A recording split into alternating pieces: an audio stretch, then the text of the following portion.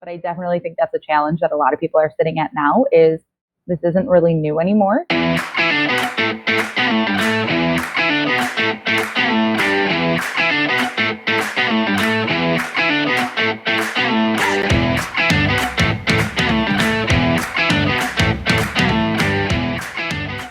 I am here with Megan Deegan, also from the Teach Better team. Good morning, Megan. Good morning. Happy Friday and happy May. This is exciting. I know it is. And, we were on a couple of weeks ago and you and I were kind of scrambling at the last minute to make sure everything technically was working fine. And I thought, oh, this time it'll be so much smoother. And what the audience does not know is that you and I were yet again scrambling at the last minute to make sure that everything was technically okay. That's okay. It's working. It's Friday. We're here. It's going to be a great morning. Hopefully everyone sees both of us and can hear both of us clearly. And I can see both of us. So all right. We're doing good for a Friday morning. And as I was telling you too, I was on yesterday, so I don't know who I think I am coming on to the Daily Drop-In 2 days in a row. But when we planned this a couple of weeks ago, it just kind of coincidentally happened. I ended 1 month and then began another and kind of wasn't looking at the calendar at the same time, but super excited to be here. This is probably the only time I've had a full face of makeup on this early in the morning, since we left school. Let's put it that way. Absolutely. It's been, roll out of bed, be able to do your work in your pajamas. Yes. That's how it is.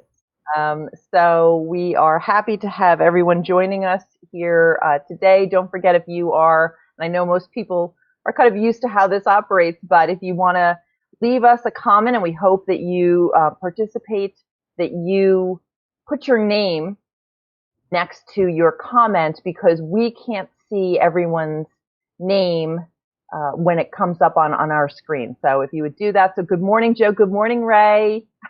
She says, love double Becky days. I agree. I love the double Becky days. I'm not so sure. I think I might need a little day break in between. I give Ray a lot of credit. Ray, Jeff, and Chad do this all the time, and I'm like, woo. I know. I got my coffee, so I'm good. Ready to go first thing in the morning, like you said, and presentable. Like I can be up to watch them. That's that's the easy part. That's totally the easy part. Good morning, Holly. Good morning, Andrea. And this is actually so I'm on with another math person. You teach math, right? Tell everybody what you teach for those that may not know you. Yes, I teach 7th grade math in Illinois, and I'm the lead ambassador for the Teach Better team. So it's lots of math for you 2 days in a row. Yes, yeah, and I love talking about math. And I'm a 5th grade math and science teacher, so I also do science as well. So yeah, we got some great. I mean, we always get great ideas from these, and right, that's the purpose of them, is to just brainstorm. So last time you and I were together, actually in the middle of our daily drop-in together, we were brainstorming, which is what we like to do too on air, about virtual rewards. And we said, let's look into this a little bit more and, talk about what are some good ways to keep students motivated and engaged, because as we all know, I know school has been not canceled. You're not going into school for the rest of the year in Illinois, correct? Yes, absolutely. So that call has not been made yet in New Jersey, so we're still in limbo as to what's going to happen. It looks like May is definitely out, but we, as I've talked about multiple times, we go late in June. So there's still an outside chance, though I personally feel it's probably very unlikely that we would go back in June. But nonetheless, as this is going on, it's becoming harder and harder to keep the kids engaged and motivated. And so that's why we decided that we would talk about virtual rewards, and hopefully some people can jump in here and talk about things that have worked for them. And I know you have your banking system, which if people missed that last time, I would love for you to share again, because I think it's awesome. And then we'll talk about some ideas we found online. Definitely. And I could not agree more with what you said. I mean, I know Illinois knows, and a lot of other states, aren't returning this year, but I do think you kind of said it perfectly. We're at a point where we've been doing this for a while now, and we still have a while to go. Yeah. And so now, we're really trying to reach that motivation and the engagement. And how do we keep them engaged long term? And how do we motivate them long term? I feel like it's so easy, I'm going to say, to do in the classroom because you have so many options. And so now I think we've had to flip the switch, and it's just another thing that we've had to think about what to do and how to do it remote. Right. And I think that we hopefully will have a lot of great suggestions, but hopefully some of the people watching will give us some good suggestions too, because I'm always looking for more. But I definitely think that's a challenge that a lot of people are sitting at now is this isn't really new anymore. And as we kind of continue through that, but we still have a month or more to go. Yeah. How do we kind of long term now keep them motivated? Yeah. Good morning. Let's see. Good morning, Jeff. Good morning, Lindsay. Good morning, Alex. And Andrea kind of made a good point, and she said once the governor made the announcement that we weren't returning to physical school, our student motivation really dropped off, which has been very, very true. We work in the same district, but once that announcement was made, we have seen a serious drop in motivation. So now for us, it's an engagement. So we've kind of changed and shifted our mindset to what can we do now to boost that engagement again. So we're kind of at a difficult point of, how do we engage them now? How do we motivate them now? And how do we keep this going? Because we don't want it to drop off and just be done. No, and one of the questions, I put up a poll question in the group.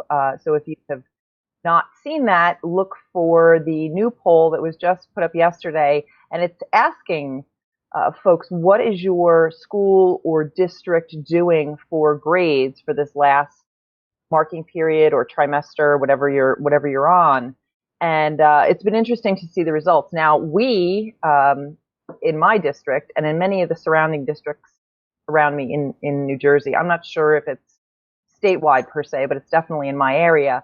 We were instructed to, they weren't sure what they were going to do for fourth marking period, but then they decided, no, we're doing business as usual, showing a lot of leniency and, making a lot of accommodations, but no, we are taking grades. And so at least for the older students, so fifth grade and above. Okay. The younger grades have been standards based for maybe this might be their second full year. But for fifth grade and up through 12th, they are taking grades as usual. So that is, an added challenge because now you're trying to keep the motivation level up for that reason too. You want the kids to be engaged and doing the best they can. I've definitely changed how I'm grading things for sure to be much more fair and lenient. But and I have a prize basket that is literally sitting in my classroom as we speak, collecting dust. And so you're right. I mean, I would a lot of times be giving very tangible items. And in fifth grade, it might be a little different, although maybe not in seventh grade, but fifth graders they were dollar store prizes, but they would sit around this prize basket acting like this was a make or break life-changing decision, what they were picking out of this basket. Absolutely. It does not change in seventh grade. I swear the amount of them that still get so excited about a sticker, I'm like, okay. Which is honestly endearing to see, that it's one of those like simple things that they like. It is. I love it. But now we don't have that. Exactly. And I think I love the poll that you posted because for me, I love seeing what other districts are doing. Me too. And for us, we're in trimester. So this kind of happened towards the very, I would say, beginning of third trimester. And we are now, it's kind of weird. I'll say we're at pass fail, but everyone's going to pass, if that makes sense. No, that's what they were talking about doing in our district. Yeah, we're not really we're at a don't put in grades. So it's been very, very difficult. And we've actually had students emailing us saying, so, what is going on with grades? I'm noticing that they're not being updated. And so some of us have tried putting in grades where they don't count, but we just mark them missing if they haven't done it. But they're noticing that they're not getting a 0, so it's not negatively impacting them. Yeah. We think for us, it's it's how do we word the response to where we're not telling you that grades don't matter. We're not telling you that we're not putting in grades. But it's, and that's a huge just shift in mindset too. Your grade isn't what matters, what you're learning and what you're doing and the learning opportunities that you're taking advantage of. Those are what matters. But that's hard to instill and hard to work on if that wasn't already set up in your classroom and just with students in general. Yes. I think that like that grading makes the rewards and motivation and engagement even more important, because now I think that's kind of how we have to hook them, because grades all over the place for the most part are, I would say almost, not seeming very important and not seeming very helpful right now. Yeah. Yeah. And to your point, it is interesting to see how many people are putting in what their district is doing. I know when I last looked, and it wasn't this morning, it was just last night, but one of the biggest responses was a modified grading system. And that's what I've kind of been doing on my own. So I have to give grades, but I've been trying to, something that would normally count as an assessment. I'm not counting as an assessment, because assessment's obviously, way more than your typical classwork grade. So I'm counting really almost everything as like a classwork or a participation grade, so as not to penalize. And I'm also trying to come up with extra credit opportunities and things like that, because, some kids are really taking it hard. If they're not doing as well on an assignment that I've given, they're panicking, and I'm trying to tell them, do not panic, and it's fine, and I will adjust it. And so, you're balancing that too, because they're worried. I've gotten a few parent emails like, oh, they're very concerned about their grades. And I'm like, don't worry about the grades. So that's the tricky part about still having grading in this situation is that, you're going to get that. You're going to get the kids who, have always been motivated and are continuing to be motivated. But if they have one assignment, it's the same in the classroom, right? If they had one assignment that they didn't do so well on, but it's magnified now because of the situation that we're in. Yeah, absolutely. And again, I think it's interesting. Chad made a comment and Andrea I like both their comments where, Chad said it's the difference between mastery and traditional mindset. And Andrea's comment said it really brought to light some issues between learning for a grade and learning to learn. Yeah. I will say, in my classroom, as they work through their assignments, they don't get any grades unless it is an assessment.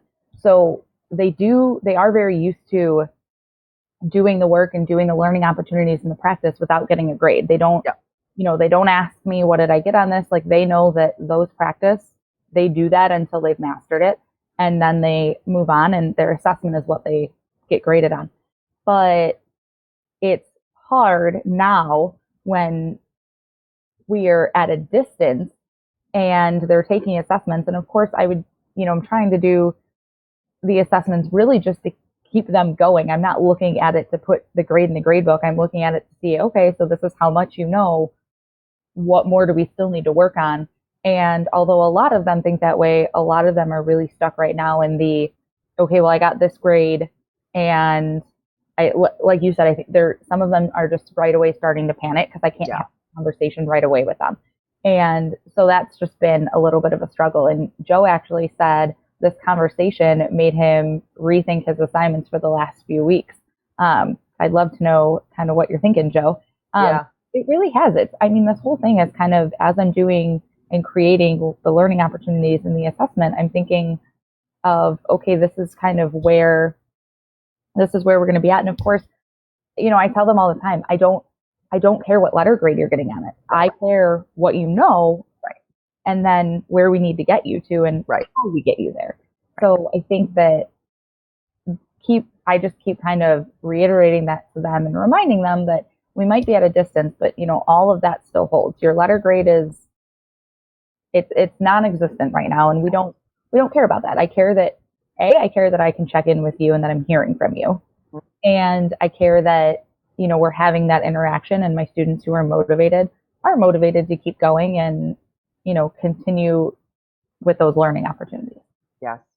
Yeah, it's and when you think about it, you've had them for, before all this, you had them for a good 6 months before everything happened. And so I always say that this is actually, in some respects, this is the sweet spot of the year because, that March, April timeframe, because all of the systems that you have in place in your classroom and the expectations, there's no surprises. And so, particularly for me, when they walk into my class in the beginning of fifth grade, they're brand new. They're brand new to the school. Most of them are brand new to having two different teachers. And so everything is a learning experience. And, we kind of, all the teachers chuckle every year about how you forget every year at the beginning of the year what it's like to get in a new group of kids. So by that time of the year, by the March, April timeframe, you're where you want to be. And you're like, this is so nice, when I have to walk them in the hall still and they know the expectation level of that. And so it's a lot of little things, but you've really worked hard to get to that point. And so the same with whatever your method is for grading and assessing, there's an expectation level at this point in the year. And so to try to then get them, we're also forgetting they're kids. So when they've been used to and accustomed to one way, and now all of a sudden you're shifting it, but you're shifting it for the better for them. It's a hard adjustment, and I fully agree that I have really taken a hard look, and I've had this discussion with some of my colleagues about different resources that we use and different things we tend to get hung up on. That now you're seeing, are you really kind of missing the point with this? It really does force everybody to take a hard look at how they teach, how they assess, whether it's formative or summative, and so. Absolutely. I could not agree more. And I think that Alex brings up a really great point. He says that this pandemic has really revealed that too many systems have relied on carrots and sticks to get students to do work. And beyond virtual stickers, how do we motivate them to learn for the sake of learning? And I think that I completely agree, Alex. I think that that's a really great point. And I even think this has changed my mindset in a sense of the way that I motivate my students in the classroom. And I agree, sometimes it very much so is they earn something for what they're doing. So it's, how do I then change that? Like, how am I going to motivate them now that I'm at a distance? And these ways that I'm motivating them, how can I then keep these same ideas while I'm in the classroom next year? Because right. I think that how we decide and choose to motivate them now is going to be creative and also really intentional. And if we can kind of keep those and implement them in the classroom when we're all back together too, I think that that would be phenomenal and that would make a great change. I know one of the things that kind of my team has thrown around, and this is more of something like we wouldn't, not include anyone from this, but like being able to do like a virtual field trip at the end of the year. Something, and you can use that as motivation if you choose to do that. We also, a lot of our teachers have been doing like a quizzes or a Quizlet or a Gimkit or Kahoot live like once a week or something. And my kids love it. They are like, can we do more of that? So they love those kind of live games. So you can even make that like, hey, if you are doing X, Y, whatever it might be, then, we're going to play a live game, or you'll get like a special invite to play a live game. I've also seen staff doing student versus staff live games, which I think is so cool. That's fun. Yeah. So I thought that that was kind of a cool way, because that's a way you can engage a lot of your school too. Like, hey, you can use that. You can just include everyone, or you can even do that as a motivation again, like maybe a special invite of, these are kind of the expectations, and then based on that we're going to do a whole student versus staff live game, which I think it's just always fun with them, and it's another way to connect, and it's another way to reach out and make sure we're continuing those connections with our kids. Yeah. Some people are chiming in here too and saying, like Amanda said, that they're collecting work for feedback, that there's no grades exactly, which is good. She said she's finding parents aren't having trouble with their kids wanting to work. That's so important. It That really is. it really is. Yeah. And I know Jeff Kaplan said that his trip to Savannah, I think maybe the last time I was on one of these, and he was talking about how his trip to Savannah got canceled. They were supposed to go on an actual field trip, so they're going to be taking a virtual field trip, which I think is so cool. It So we found a good list. PBIS had a list that they were compiling, and they were asking, or still are asking, for teacher feedback on some distance learning incentives. And I think you also brought up a great point, which is that, kind of what you're putting in place now. I think everybody is starting to see, or believe at least, that next year is not going to look 100% normal either. So no matter what the situation is, it would be great if you could do a trial and error now of what works and what doesn't. I mean, you'll have a different group of kids next year, certainly, but, it does give you a little bit of an indication of what maybe works, and not just works for the kids, but works for you. What are you able to handle? Yeah, and I completely agree. I think, as much as I am holding out hope and, don't want to admit it and accept it yet, I do think that next year I don't know what it's going to look like, but I don't think it's going to look completely, I'll say, traditional to what we're used to. So we think that right now is such a learning time for us, not just, our students, but for us to figure out what's working, what's not working. Take the chances, try new things, and if it doesn't work, it doesn't work. If it works, great. And, how can we make things better? How can we improve on what we're doing? And Adam even said this is really a time for teachers to build on their skills and continue to move forward. So I think that, how do we learn new things now? Because I really do think that we are going to need them again. Unfortunately, I think in this capacity at, some way, shape, or form, we're going to need them again.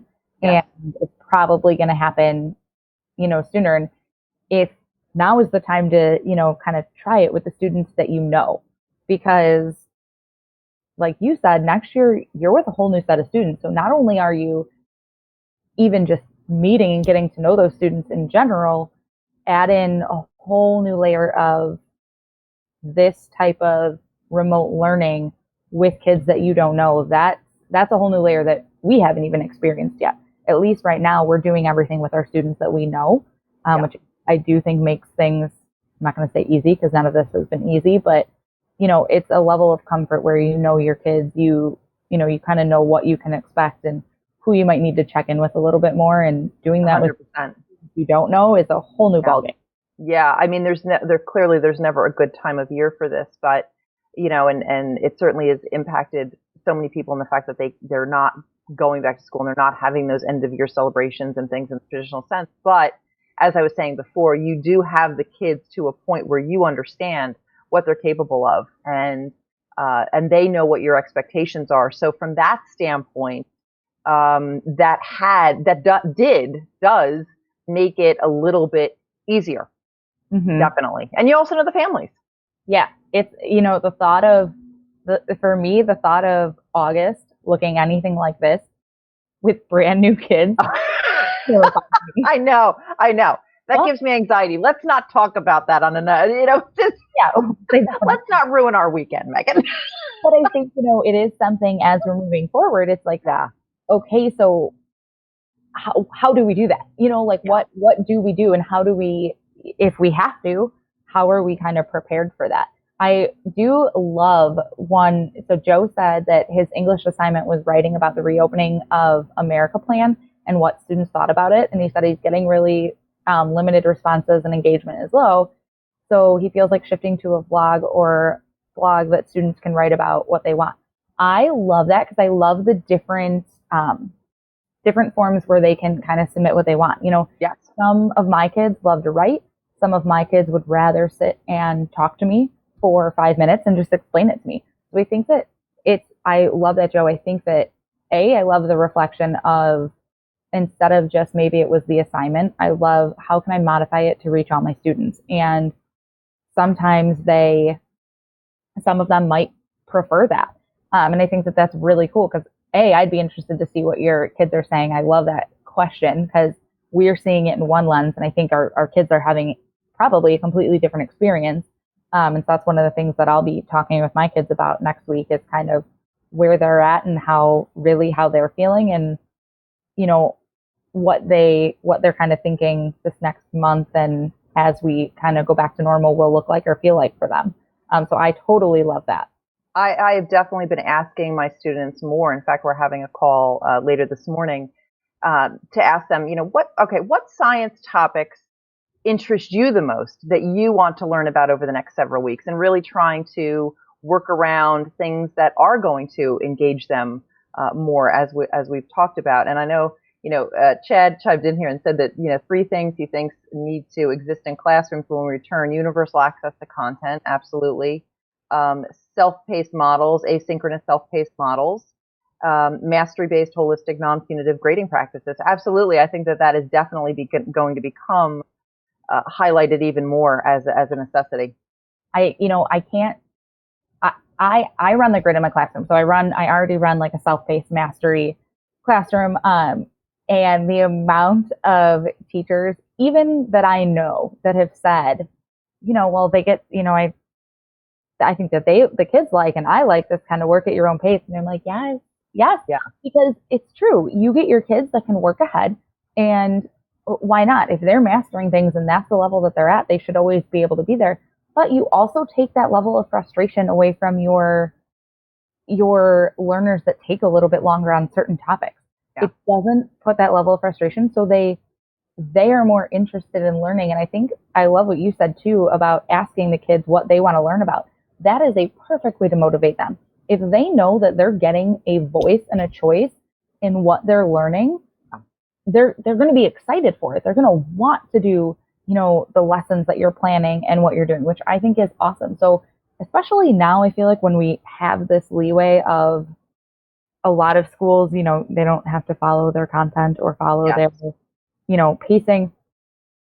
Ask them, what do you want to learn about? And of course, like for me with math, I can tie it to my, I'll figure out a way to tie it to my content, but then they might come up with something really cool that I've never thought of that I can be like, great, I'm doing that next year.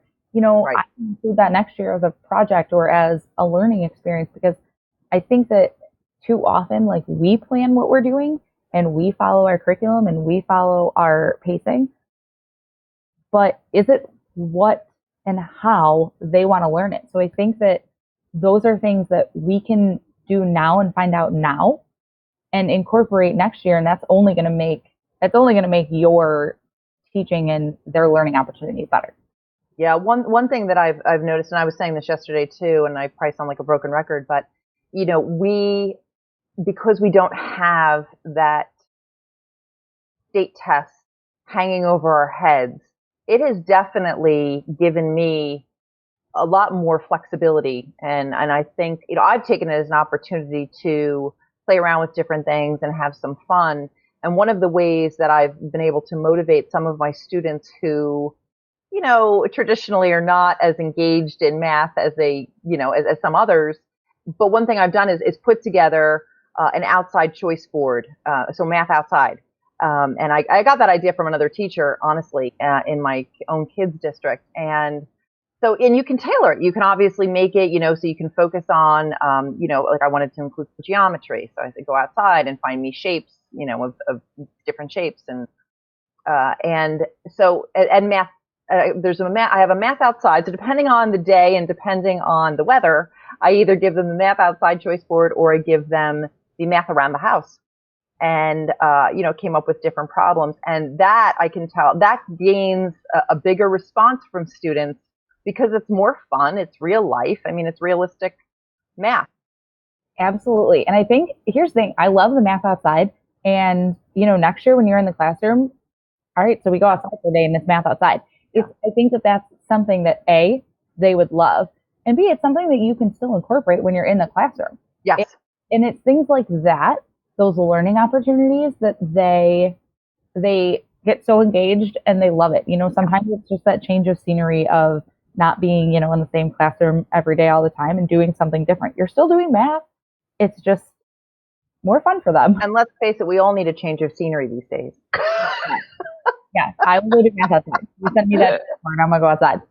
So there are a ton. Actually, I welcome anybody to go to this website, pbisrewards.com, and they keep adding to it. And they talk about what grades it's most appropriate for. We talked about virtual field trips. That's one of the ones that I highlighted that I thought would be neat. You talked about games, so giving kids the choice of what live game they might want to play in a session or with a class meeting. I love the idea of doing it with your with like the staff, like a bigger staff, where everybody can kind of log in. That's pretty neat.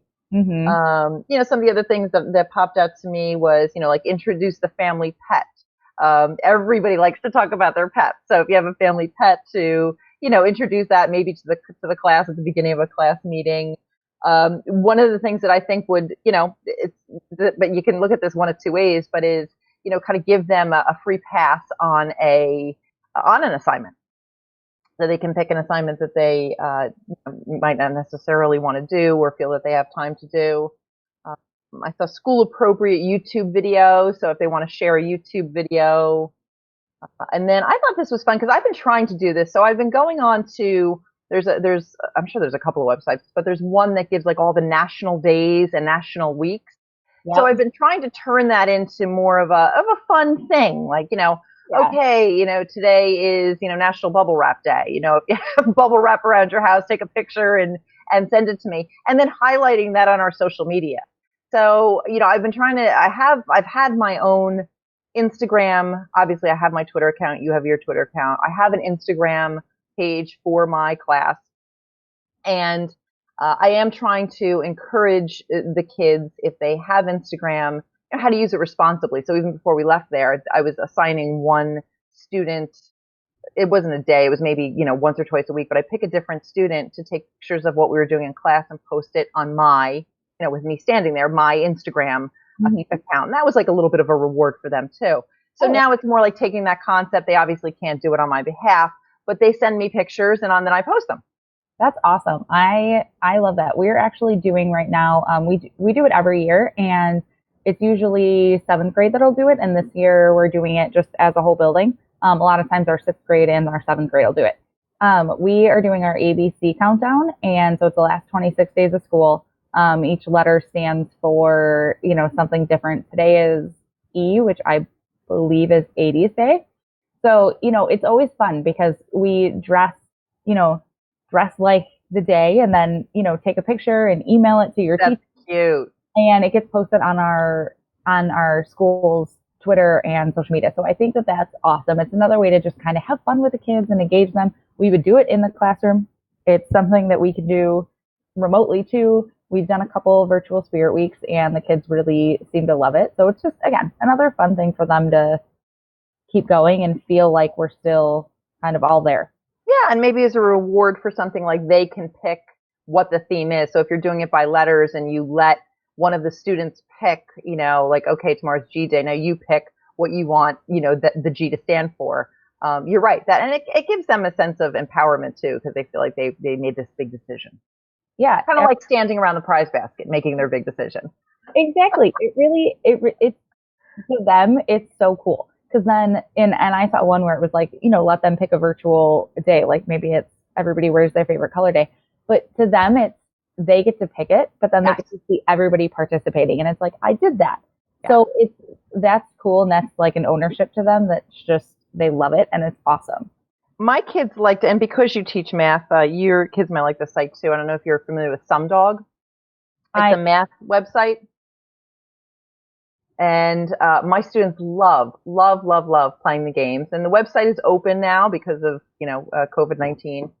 So it's a good time to check it out. And my 5th graders love playing the games on there. They can challenge each other and things like that. But one of the things that always kind of annoyed them was that the house was not open during school hours. And, so they couldn't change their avatar. In other words, they couldn't waste time doing all that stuff in class.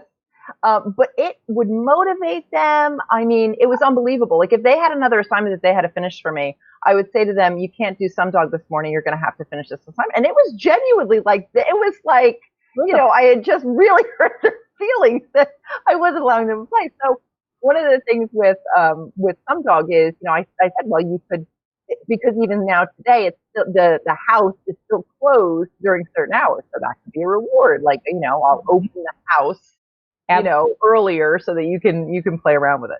Absolutely. And Jeff had even said that they're putting together a virtual award ceremony for our eighth graders, which I totally think is awesome. Yes. You've got eighth grade, you've got high school. How do you still make this time special for them? And I think that a virtual award ceremony is awesome. Again, it's recognizing those students and it's taking the time to plan that and to just give them that recognition. I think they are just going to love it. It's not the same, but they're still being able to be recognized, and that's awesome.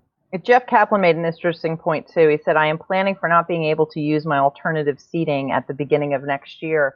And if I remember correctly, Jeff, that is something that you had worked hard to get in place this year. And that's something that honestly, these are all points that I don't necessarily have, or I haven't necessarily thought about. But yeah, that will be very interesting to see. Is like I said, how this kind of all plays out, and what you can do with seating next year, and if that is an option.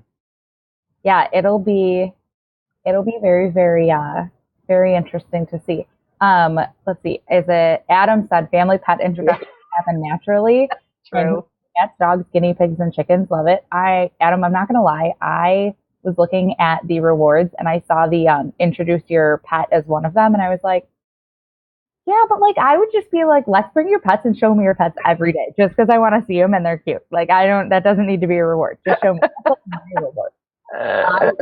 We've been doing this for so long. That's my reward every day is like post a picture or a video and show me your pets. I think actually the first full week of May, which is next week, is Family Pet Week, or it is Pet Week. So you can somehow turn maybe give the pet a reward.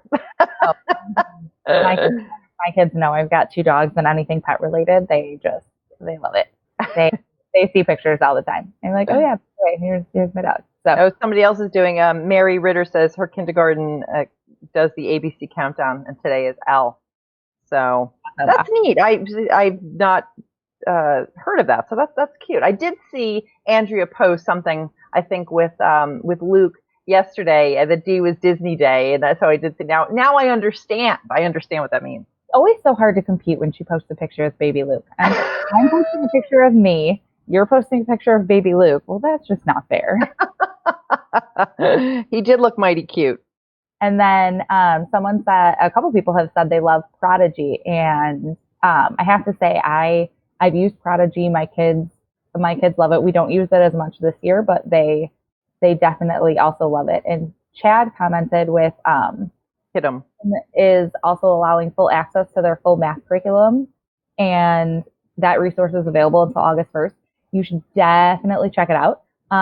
It's pretty awesome, and their actual Kidum is actually just free in general, like the actual platform. But yes, their math resources are free until August 1st. So that's definitely also another helpful resource. I will check that out, actually, because I do look for things to change it up. Sorry, the chicken's name is Nugget. Adam, I need to see this chicken. Whose name? Like, that's just the coolest thing ever. I don't know. Love it. Megan, was there any other virtual rewards that you stood out to? I know TikTok is big. I will be honest with you. My 7th grader, I'm not even joking, my personal 7th grader has banned me from using TikTok because I think he is so fearful of what I'm going to do, which I hold this over his head now. I'm like, well, watch yourself, do your chores, or I'm downloading TikTok. But I know the kids love it a lot.